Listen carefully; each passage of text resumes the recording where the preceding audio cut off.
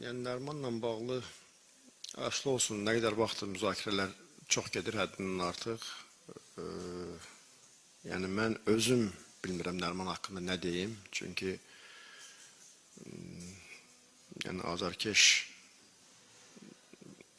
mən hansısa bir fikir bildirsəm, bəlkə azarkeşə qarşı çıxmış olacağım, amma yəni daha yaxşı oynaya bilərdi, əlbəttə ki. Yəni mən dəfələrlə futbolçularımın yanında olmuşam, yəni bugün də onların yanındayım, amma hər bir halda yəni ilk olaraq Kavilonu dəyişməyimiz, yəni özünüz də görürdünüz ki, oyun başlayandan nə qədər sprintdə oynadı, nə qədər o güc sərf elədi və demək olar ki, yorulmuşdu. Buna baxmayaraq, yəni belə bir cavabım yoxdur ki, azarkeşlərin narazılığına hər hansı bir fikir bildirim. Sadəcə daha yaxşı oynaya bilərdi. Tək o yox, ümumiyyətcə, yəni sonradan meydana girən oyuncular.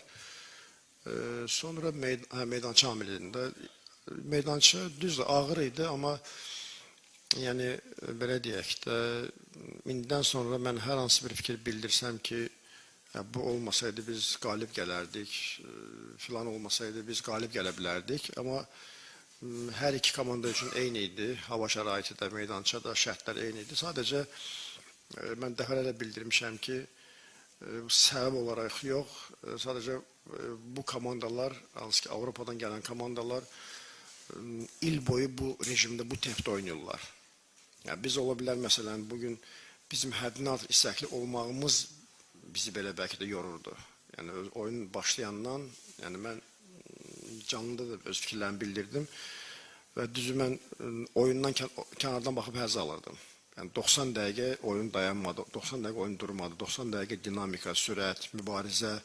Yəni bu hətta fikirlərini bildirdim ki, ümumiyyətlə son vaxtlar çox oyunlara baxmışdıq. Yəni həm analiz eləmişdik, həm Çempionlar Liqası oyunlarına baxırıq. Yəni bəlkə də bir son vaxtlar bir 3 ən yaxşı oyunlardan biridir bugünkü oyun. Yəni dediyim kimi hansı hər iki komanda cəsarətli oynamağı, dediyim kimi xeyli sayda qol episodu, qollar, ümumiyyətcə belə. Məğlub olduq, yəni belə deyəcək bir şey yox.